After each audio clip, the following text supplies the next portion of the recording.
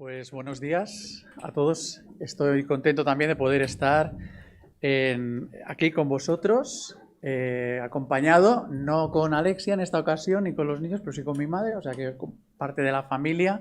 Veo muchas caras conocidas, otras no tanto, así que bueno, eso también es una alegría el poder ver cómo algunos de vosotros también estáis participando pues en esta comunidad. Y luego también, sobre todo, antes de que se me olvide, pues os traslado el amor cristiano de los hermanos allí en Tarragona, que ellos también a la misma hora tenemos el culto también y saben que estoy compartiendo con vosotros en esta mañana la palabra del Señor. Estarán orando también por este momento para que la palabra del Señor pues haga bien a nuestras vidas y sobre todo nos ayude a seguir avanzando en esa vida cristiana a la cual hemos sido llamados. Y si tú todavía no has tomado esa decisión personal por Jesús, pues ojalá en esta mañana también sea esa oportunidad que el Señor te dé y toque tu corazón para que des ese paso. En Mateo, capítulo 13, no lo busquéis, no lo busquéis porque ya veréis que el texto es otro, pero me gustaría como introducción trasladaros a una parábola que en mayor o menor medida habréis leído en alguna ocasión, sobre todo bueno, en la escuela dominical seguro, y también habremos escuchado alguna predicación al respecto. Pero es una parábola que conocemos como la parábola del sembrador. Ahí ya nos suena un poco más, ¿no? Y Jesús la relata sobre todo para hablar de las 4 posibles reacciones que las personas podemos llegar a tener ante la predicación del Evangelio del Reino de Dios. Y entonces empieza a explicar que, en primer lugar, efectivamente, hay gente que escucha la palabra, pero que de manera prácticamente inmediata esa predicación de la palabra queda absolutamente estéril y no produce absolutamente nada en esas personas que están escuchando. ¿Por qué? El por qué es la pregunta que también le hacen los discípulos a Jesús, por cierto, es de las parábolas que da una explicación, ¿no? Y dice, bueno, porque el maligno actúa, Satanás, como esos pájaros que cuando el sembrador ha tirado la semilla rápidamente ven la ocasión para ir a comerse la semilla en lugar que de permitir que la semilla arraigue y pueda germinar. Y sigue diciendo que hay un segundo grupo de personas que escucha la palabra y lo hace con un cierto entusiasmo, ¿no? Y dice, bueno, esto de la salvación es bonito. Es bonito pensar, es agradable pensar que Dios va a estar ahí siempre a tu lado el resto de tu vida. Y esto produce alegría, ¿no? Un mensaje, son buenas noticias.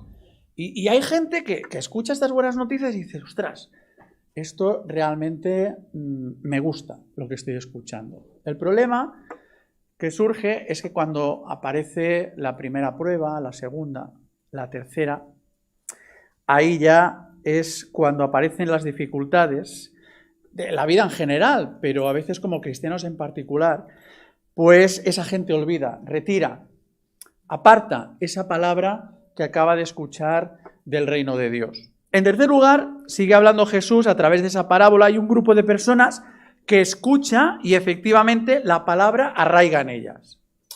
No es como el primer grupo, que casi desaparece de forma instantánea. No es como el segundo grupo de personas que sí, que les gusta mucho el mensaje del Evangelio, pero cuando aparecen las dificultades, pues se apartan. Esta gente, este tercer grupo de personas, sí que ha escuchado la palabra del Señor, ha arraigado la palabra del Señor en el corazón, pero, dice Jesús, no dan fruto.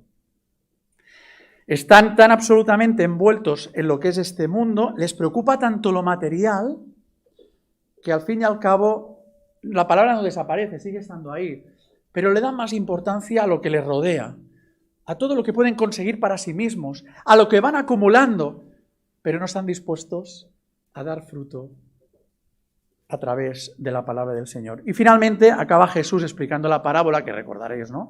Hablándonos del cuarto grupo de personas que efectivamente decide que la palabra dé fruto. Es la diferencia con el tercer grupo. Ha entendido la palabra arraiga en el corazón, pero el tercer grupo ha dicho, bueno, pero yo sigo en mi mundo, que sean otros los que vayan sirviendo, los que vayan de alguna manera pues ocupándose de las cosas, yo a lo mío, a seguir pues acumulando mis riquezas, acumular mis objetivos, mis intereses.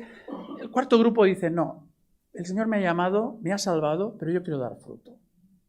Y realmente han comprendido y la consecuencia les lleva a poner al servicio los dones que el Señor le ha dado. Porque al fin y al cabo todos hemos sido salvos para servir al Señor, ¿verdad? Y hemos recibido dones, cada uno el que el Señor ha querido dar. Y además, dice Jesús, lo hacen, este cuarto grupo, lo hacen con perseverancia en medio de las dificultades. Esta es la explicación que Jesús da al final de la parábola cuando vamos al Evangelio de Lucas, capítulo 8, versículo 15, dice, la semilla que cayó en buena tierra representa a quienes con corazón bueno y recto retienen la palabra oída y dan fruto con perseverancia.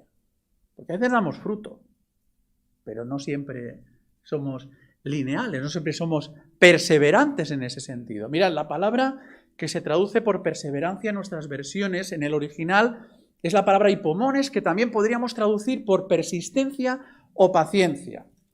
Dan fruto pacientemente, persisten. No son los que tiran la toalla cuando salen las dificultades, las pruebas del segundo grupo que nos hablaba la parábola. Es precisamente la perseverancia con la que el apóstol Pablo anima a Timoteo en su segunda carta, y este es el texto que ya sí que os invito a encender en el móvil, si es que utilizáis la palabra en el dispositivo, o la tenéis, sois románticos todavía como yo, y tenemos la Biblia en papel. Segunda de Timoteo, capítulo 2, versículos del 1 al 13, vemos animando a Timoteo a que persevere, al igual que él, que ha luchado la buena batalla, ha acabado la carrera, ha guardado la fe a pesar de estar detenido por segunda vez. Pablo, cuando escribe esta segunda carta, está detenido no en la casa alquilada que nos explica Lucas en Hechos capítulo 28. ¿Recordáis que estuvo en una primera prisión en Roma? Tenían un soldado de la Guardia Pretoriana allí en la casa alquilada. No te dejamos salir. Bueno, ahora en esta segunda prisión, sigue estando en Roma, pero Pablo ya se encuentra en una prisión, en una celda subterránea, fría, y él sabe que está a punto de morir. Y Pablo, que conocía muy bien a Timoteo, una persona bastante joven, aproximadamente tendría unos 35 años, sabía cómo era su carácter, era más bien tímido, era una persona reservada. Hoy, si lo tuviéramos que calificar, diríamos que es más bien una persona introvertida. Además, el pobre sabemos que era propenso a las enfermedades a causa de su estómago, ¿no? Dice la Escritura cuando Pablo le recomienda, bueno, tú tómate un poquito de vino a causa del estómago. Bueno, una persona con una enfermedad también, una salud frágil, y le escribe esta segunda carta a Timoteo, podríamos decir, su testimonio vital, como hijo amado que considera a Timoteo, a días o a horas de morir, dándole 3 razones por las cuales Timoteo debe perseverar y dar fruto, aún en medio de circunstancias tan difíciles como Pablo en prisión a punto de morir, y sabiendo también en el contexto de la carta que las cosas no son fáciles cuando uno quiere servir al Señor. 3 razones por las cuales efectivamente todos nosotros deberíamos formar parte del cuarto grupo de la parábola del sembrador, de aquellos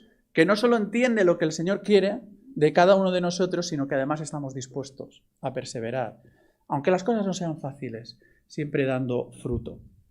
Primera razón, le dice Pablo a Timoteo, por la cual persistimos, resistimos, permanecemos fieles al Señor. Versículos del 1 al 6. Por el amor indescriptible de Dios. Versículo 1. Tú pues, hijo mío, esfuérzate, persiste, a pesar de las dificultades, en la gracia que es en Cristo Jesús. Claro, no hemos leído el capítulo anterior. Hay que entender el contexto. Cuando le está diciendo tú pues esfuérzate. Sí, os animo a que lo hagáis en casa, leáis también el capítulo 1, pero si os vais a los versículos 15 y 16, claro, Pablo ha estado recordando a Timoteo que el servicio cristiano tiene momentos muy duros en los que te vas a sentir solo, o te puedes llegar a sentir muy solo.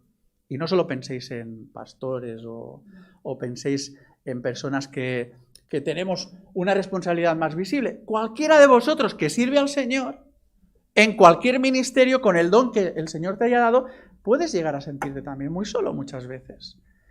Además, fíjate que se lo está diciendo con conocimiento de causa en los versículos 15 y 16, porque le dice que muchos creyentes de la provincia romana de Asia Menor han tirado la toalla. Timoteo, es que hay muchos que han desertado. Bueno, siempre hay honrosas excepciones. Habla de un tal Onesíforo y su familia. Bueno, menos mal, ellos siguen ahí. Pero bueno, es que hay muchos que ya no están. Hay muchos que han tirado la toalla. Pero tú, esfuérzate. Sí, claro, cuando ves que las cosas, la gente abandona, la gente no sigue firme, es muy difícil, ¿no? Que te digan, tú sigue para adelante. Y a pesar de este hundimiento general de las iglesias de Asia Menor, por cierto, luego en el capítulo 3 dice, por cierto, no solo hay algunos que abandonan, y tenemos muchos casos, sino que además, capítulo 3 de esta segunda carta, versículo 12, recuerda a Timoteo que todos los que quieren vivir piadosamente en Cristo Jesús padecerán persecución. Pero tú esfuérzate, pero tú persiste. ¿No? Imaginemos al pobre Timoteo ahí diciendo, pues menos mal, qué ánimo, ¿no? O sea, me está dando aquí el apóstol Pablo, ¿no? Concretamente le dice, mira, puedes esforzarte, debes esforzarte y persistir, porque dependemos, que hemos leído en el versículo 1, de la gracia que es en Cristo Jesús. La gracia de Dios que se ha manifestado a través del amor en Cristo Jesús. Y esto significa, Timoteo, y nosotros en esta mañana, que no perseveramos porque nosotros seamos buenas personas. No perseveramos porque nosotros nos creamos, bueno, con muchas capacidades, con muchos recursos, bueno, tengo las espaldas anchas, es igual, hay muchos que abandonan, otros que lo pasan fatal, depende de qué lugar, y tenemos muchos hermanos perseguidos en todo el mundo que son torturados, son encarcelados e incluso pues padecen la misma muerte. Nosotros tenemos las espaldas anchas, a mí que, no sé, yo creo que podría, ¿no? Dice, no te equivoques, Timoteo. Es por la gracia, es por el amor indescriptible de Dios que realmente podemos seguir adelante. Un amor que Dios no nos debía en absoluto. Hubiera podido mantenernos fuera de su presencia por toda la eternidad y hubiera actuado en la más estricta justicia de su carácter. Porque Dios es justo. Sin embargo, lo cierto es que a pesar de ser enemigos y pecadores, a pesar de estar separados de Dios, Dios se encarnó en Jesús y estuvo dispuesto a perseverar con paciencia hasta el final, hasta una muerte de cruz, que era la peor que podía existir en el primer siglo, y lo hizo por amor a nosotros, para darnos la vida. Una gracia y un amor que nos ha reconciliado con Dios en Cristo Jesús, pero que además se extiende y tiene consecuencias en la vida de un cristiano. Y es cierto que en esa vida a veces hay tribulaciones. Es cierto que en esa vida hay problemas. No siempre las cosas van como a nosotros nos gustaría. Esa vida tiene momentos de oposición. Y cuando pasa eso, le dice Pablo a Timoteo, el amor indescriptible de Dios nos da fuerzas para seguir perseverando.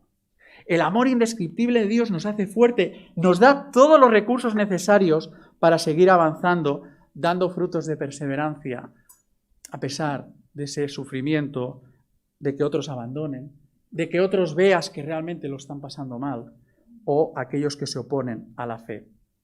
Por eso esfuérzate, porque estamos llamados a devolver un átomo, un reflejo del amor indescriptible de Dios. Entonces pensamos que nosotros estamos haciendo mucho por el Señor. Y de cara al Señor y frente al Señor, lo que le estamos devolviendo es muy poco en comparación con lo que Él ha hecho por nosotros. Pero el Señor requiere que cada uno de nosotros devolvamos de una manera muy práctica ese amor que hemos recibido, que hemos experimentado, lo demos también y lo reflejemos hacia los demás a través de nuestro servicio, a través de los dones que el Señor nos ha dado. Por eso leemos en el versículo 2 de nuestro texto, y lo que me has oído decir ante muchos testigos, esto encárgaselo a hombres fieles. Efectivamente, hay muchos que han abandonado, pero todavía hay que siguen. Tú transmite eso que he estado enseñando. Sobre todo que sean idóneos, que sean adecuados. No todo el mundo tiene el mismo don, ¿verdad? Todos tienen el don de la enseñanza, de la aplicación, pero sí, búscalos, están ahí, enséñales, porque lo que está en juego es el testimonio cristiano. Y aunque tengas ganas de desistir, que tengas ganas de tirar la toalla muchas veces, aunque te encuentras muchas veces solo, tú persiste y no tires la toalla. ¿Cómo? Y ahora nos viene a dar 3 ejemplos en el texto de cómo tú y yo deberíamos perseverar. Porque no se trata tampoco de ser masoquistas a nivel espiritual. O sea, aquí no se trata simplemente de decir, bueno, pues esto es lo que hay y tenemos que, a pesar de las dificultades, ¿no? Pues intentar servir al Señor como podamos. No, como podamos no. Nos pone 3 ejemplos. ¿En qué consiste la perseverancia del cristiano? 3 metáforas. Pablo era muy gráfico también para que entendamos las cosas nosotros. Y en primer lugar, en el versículo 3, dice que debemos persistir, perseverar, como el buen soldado de Jesucristo, que está dispuesto a sufrir y servir sin dejarse enredar por los negocios de esta vida. ¿Esto qué significa? El verbo enredar, en el original, también lo podríamos traducir por asediar. Está hablando del buen soldado. El contexto de la metáfora es la guerra. Entonces no habían países como tenemos nosotros, sino que las ciudades eran ciudades más bien estados. Las ciudades tenían murallas. ¿Qué hacía un ejército cuando quería vencer una ciudad amurallada? Bueno, lo que tenías que hacer fundamentalmente era rodear, asediar aquella ciudad, aguantar el tiempo que fuera necesario. ¿Para qué? Para que no entrasen alimentos, para que tampoco pudiese salir nadie. Entonces ya empezaba la hambruna, empezaban las enfermedades y rápidamente, casi sin haber movido un dedo, sin haber disparado flechas y sin haber hecho absolutamente nada, aquella ciudad se acababa rindiendo. Y le dice, bueno, tú como buen soldado de Jesucristo, no te dejes asediar, enredar por el enemigo, que lo que quiere es que te rindas. Que lo que pretende es que al final te desesperes y acabes abandonando la fe. Tú persiste como el buen soldado que está sirviendo a aquel que nos ha reclutado, que es el Señor. Aquel que tiene el poder y que tiene la soberanía y el control de todas las cosas. Pero además, ¿cómo debemos perseverar? Otro ejemplo, fijaos en el versículo 5. Dice, perseveramos con el ánimo de un atleta que tiene una carrera por delante. Y Pablo es muy consciente. Sabemos que la carrera no se ha acabado. Todavía no hemos llegado a la meta. Y además en esa carrera, la metáfora de la vida, ¿no? Y de la vida cristiana en particular, pues a veces es una carrera larga, llena de obstáculos. A veces la carrera no va como a nosotros nos gustaría. A veces nos faltan fuerzas, nos falta el aire, ¿no? Y decimos, bueno, yo ya no puedo más, me salgo de la pista y que lleguen otros. Bueno, tú como el ánimo de aquel atleta que tiene la meta a tocar, que lucha legítimamente de acuerdo con los principios de la palabra de Dios y persiste hasta el final porque realmente sabe que la recompensa es extraordinaria. Cuando entonces habían también los Juegos Olímpicos, ¿no? En la antigüedad también habían premios, no daban medallas. Lo que acostumbraban a dar eran aureolas, ¿no? O daban así con ramitas y cosas de estas, ¿no? Bueno, ¿cuál es el premio para el cristiano a la hora de llegar a la meta? Por supuesto, no es como aquellos que siguen postulados que no son bíblicos, la llamada teología de la prosperidad, o los pastores de la prosperidad que te vienen a decir, bueno, tú esfuérzate, sé fiel, ten mucha fe, intenta servir, porque ya verás cómo, bueno, el Señor te va a añadir unos cuantos ceros a tu cuenta bancaria, ¿no? Esto es falso. Esto es falso. Esto no lo dice la Biblia. En ningún momento la Biblia nos habla de este tipo de recompensas. Nos está hablando de una meta que tiene que ver con la presencia del Señor, que tiene que ver y apunta a su segunda venida. Y por lo tanto, como dice Pablo en su primera carta a los Corintios, capítulo 3, versículo 8, cuando Cristo regrese por segunda vez, cada uno reciba su recompensa conforme a su trabajo. No conforme al resultado de su trabajo. Esto es importante también, ¿no? Hay un himno, no sé si lo cantáis, que decía, dejaré el resultado al Señor. Es que esta es la idea. El resultado, nosotros estamos llamados a sembrar. El que da el fruto es el Señor. El resultado es del Señor. Nosotros estamos llamados a trabajar, a servir, a ser fieles, a perseverar. Y finalmente, versículo 6, estamos llamados a vivir una vida que devuelva el reflejo, el átomo del gran amor del Señor que nos ha dado. Nosotros también, un poquito. En lo poco has sido fiel, en lo mucho te pondré, dice la Escritura, a través de nuestros dones y servicio, como el agricultor que trabaja intensamente. Nosotros decimos aquí el pagès, ¿no? Que va a la tierra y se pone a trabajar.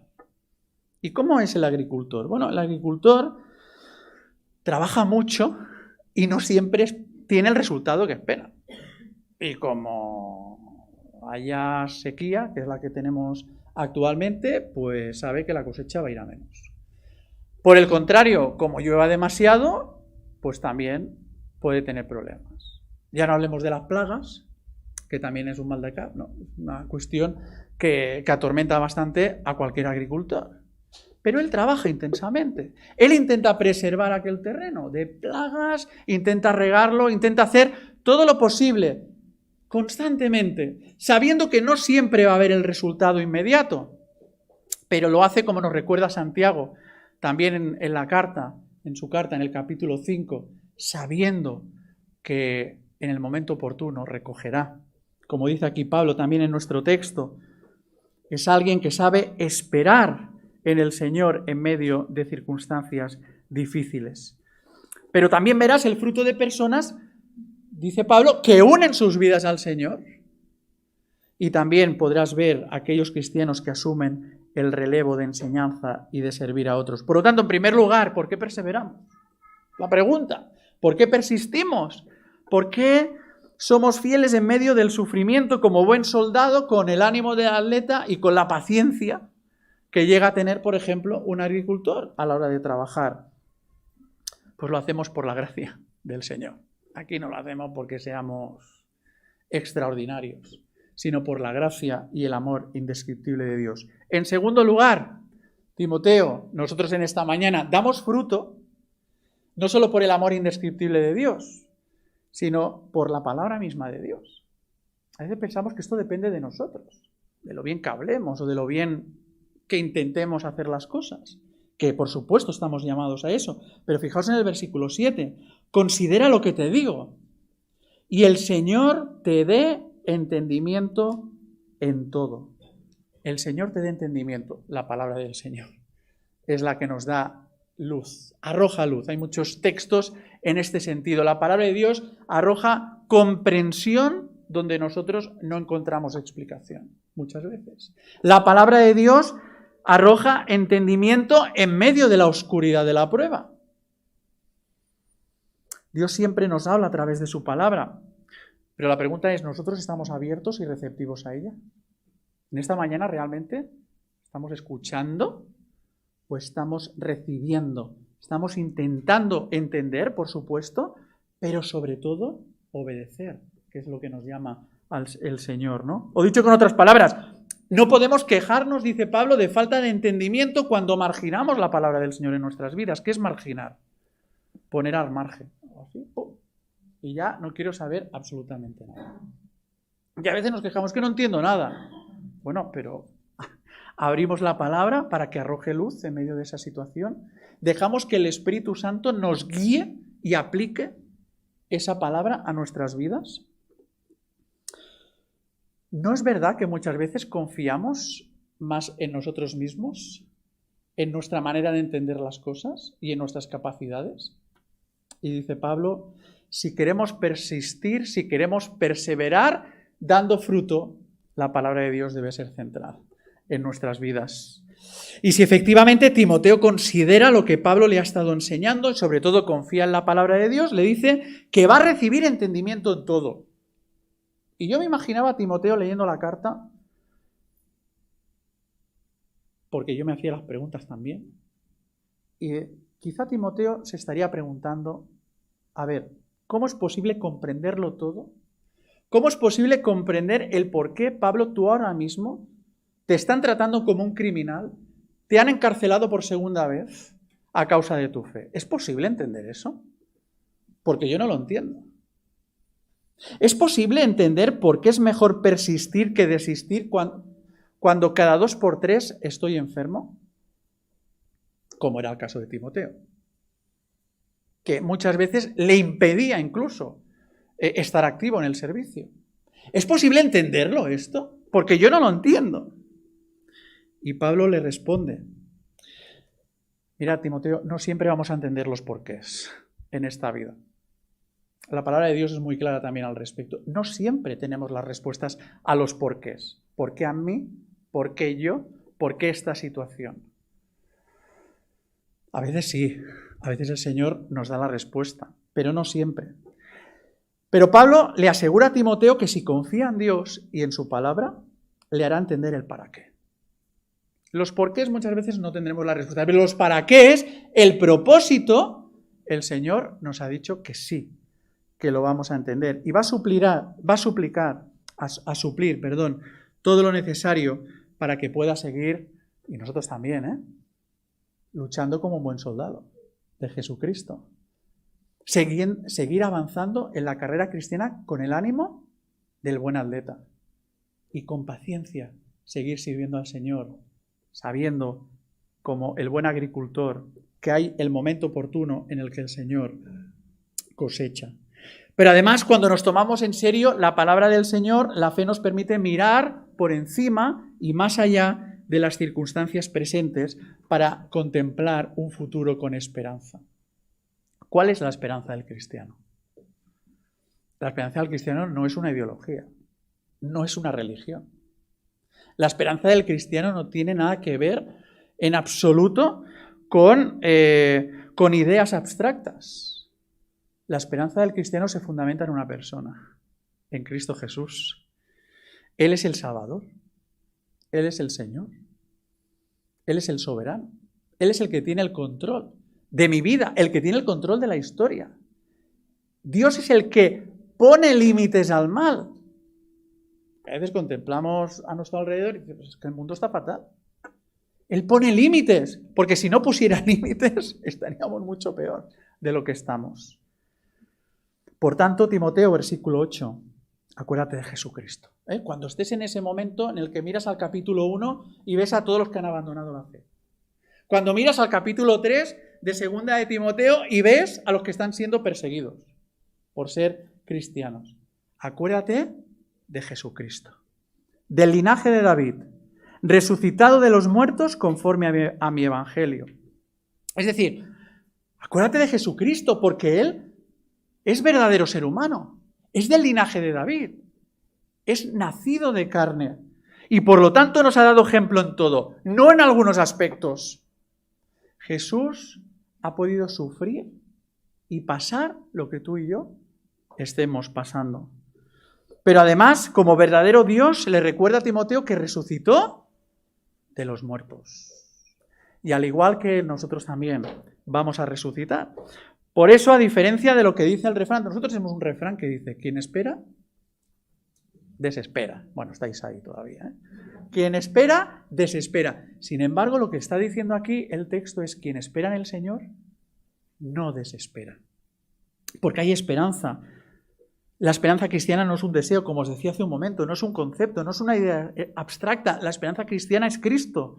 Es la persona de Cristo quien sufrió y murió en una cruz en nuestro lugar y resucitó al tercer día para que todo aquel que en Él cree, esto no lo sabemos de memoria, pero realmente es crucial para que todo aquel que en Él cree no se pierda, no se quede por el camino, sino que tenga vida eterna. Y es cierto, dice Pablo en el versículo 9, fijaos, es cierto que en Cristo vamos a compartir también su sufrimiento. Claro, cuando miramos al Señor solo vemos la gloria. Cree en el Señor Jesucristo y serás salvo. Vida eterna. Y ya contemplamos la gloria. Pero es que unir nuestras vidas a Cristo es también unirnos a Él a veces en situaciones de sufrimiento. Eso ya no nos gusta tanto. Pero vamos a compartir también su sufrimiento en muchas circunstancias y etapas de la vida. Dice Pablo concretamente, mira, yo sufro penalidades. Ahora mismo estoy en prisión como si fuera un criminal, pero la palabra de Dios no está encadenada. Pablo, qué visión, ¿verdad? Más completa realmente, la perspectiva eterna. Estando en prisión, estando a oscuras, ¿qué luz recibe de la misma palabra del Señor? La palabra no está encadenada. Por eso vamos a compartir también su gloria. Y tú debes persistir ante la tentación, que han caído muchos, porque han abandonado, pero tienes que resistir la tentación de abandonar la fe y ser fiel hasta la muerte, porque la palabra de Dios es segura. La palabra de Dios es eterna.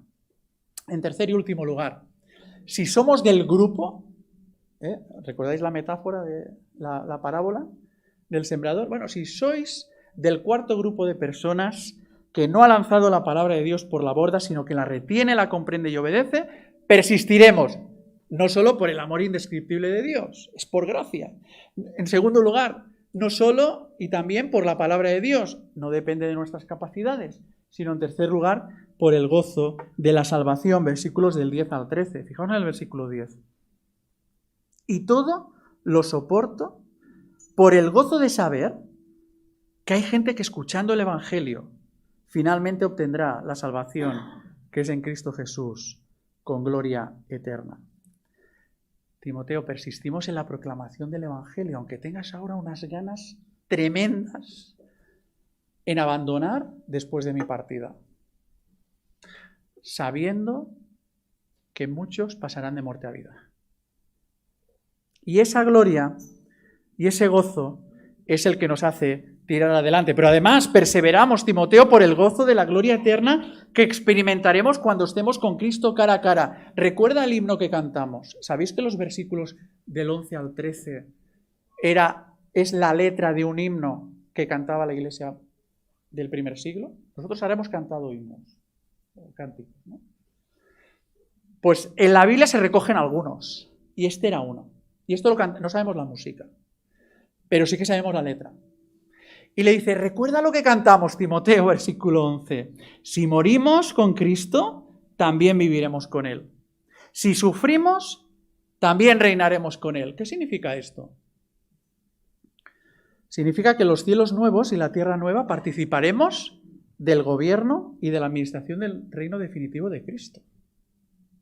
Por tanto, versículo 12, seguimos cantando, acuérdate del cántico, ese cántico animado, que tiene letra muy chula y música muy chula. Si nosotros sufrimos con Él, reinaremos con Él. Por el contrario, si le negamos, Él también nos negará. Pero si somos infieles, Él permanece fiel porque no puede negarse a sí mismo. ¿Cuál es la conclusión en esta mañana a la que nos está llevando la palabra del Señor a todos nosotros? Mirad, a finales del siglo XIX, en una región de la India, que se llama Assam todavía, ya en el siglo XIX era una colonia británica, ya lo recordáis, ¿no? Bueno, pues había uno de los misioneros norteamericanos, fue para allí y se adentró en esa provincia, a una de las tribus que habían en aquella zona, que se llamaba, concretamente era tribus de cazadores de cabeza. Porque como su nombre indica, cazaban y cortaban cabezas. Y aquel hombre, pues bueno, fue allí, es una historia, un testimonio real, fue allí a repartir una serie de folletos, ¿no? De libros, de literatura, del Evangelio, que bueno, empezó a repartir a la tribu de los garos, que era una de esas tribus de cortadores de cabeza. Y bueno, y salió de allí sin que le cortaran la cabeza, que ya era pues un gran logro, ¿no? Y uno de los miembros de la tribu de los garos, que se llamaba Noxen, se convirtió. Quedó totalmente fascinado por las buenas noticias que Jesucristo había venido a traer a este mundo, ¿no? Por el mensaje de salvación en Cristo Jesús. Y no solo se convirtió él, sino que también se convirtió su mujer y sus 2 hijos. Sin embargo, fueron los únicos de toda la aldea. de la aldea de los garos, cazadores de cabezas. ¿Y qué sucedió? Pues que efectivamente era una situación que desagradaba al resto de los miembros de la aldea, que seguían creyendo en sus divinidades, eran politeístas y no podían aceptar que alguien de los suyos pudiesen creer en un tal Jesús. De manera que, en primer lugar, le dijeron a Noxen: mira, vamos a matar a tus hijos si realmente tú no abandonas esa fe en ese tal Jesús. Y aquel hombre respondió: he decidido seguir a Cristo. Y entonces, bueno, aquello generó mucho malestar, muy malestar, y al final acabaron matando a sus 2 hijos. ¿Cómo? Cortando la cabeza. Luego cogieron a su mujer y le dijeron: no te preocupes, que ahora con tu mujer no vas a aguantar tanto. Y entonces le dijeron: mira, si te empeñas en seguir creyendo en ese Dios extraño, extranjero, ¿no? Porque nosotros tenemos nuestros dioses, ¿no? Nuestra cultura, estos son los nuestros. Esos son extranjeros, esto no tiene que ver con nosotros. Mira, la siguiente va a ser tu mujer. Y entonces Noxen contestó: no vuelvo atrás, ¿no? Y mataron a su mujer. Y entonces le dijeron: bueno, tú vas a ser el siguiente. No te preocupes, que cuando ya se trata de tu propio pellejo, seguramente vamos a conseguir que te detractes, ¿no?, de todo esto que estás diciendo.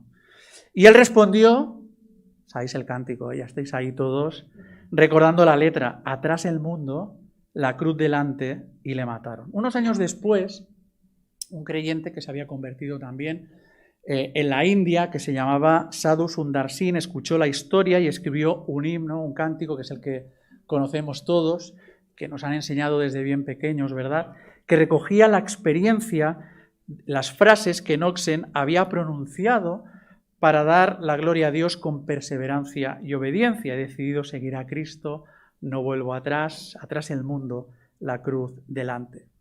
Algunos piensan, tú le explicas esta historia, piensan que esto es fanatismo religioso.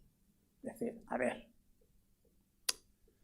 no pasa nada, absolutamente nada, que tú les digas lo que quieren escuchar. ¿Qué quieren escuchar? ¿Que tú abandonas a ese Jesús? Pues dilo, tú ya sabes en tu interior en quién has creído.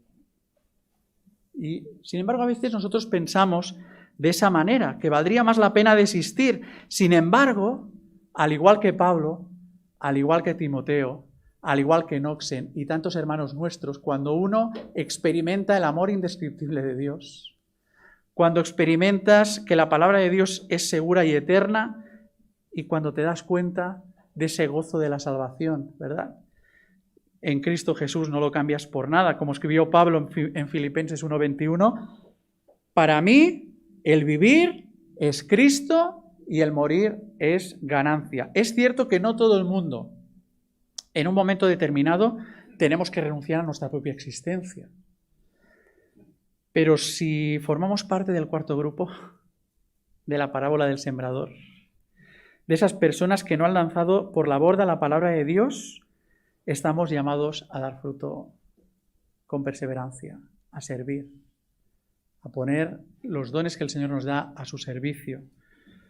Porque, como nos recuerda Jesús mismo al final de la Escritura, en Apocalipsis capítulo 2, versículo 10, sé fiel hasta la muerte, y yo te daré la corona de la vida. Que el Señor nos ayude a persistir y no desistir, sabiendo que en sus manos, como hemos cantado también, estamos seguros y hay propósito en nuestras vidas. No siempre obtendremos los porqués, pero el Señor siempre nos va a dar el para qué. Y el para qué último es darle la gloria a Él, no a nosotros. Así que así sea. Amén.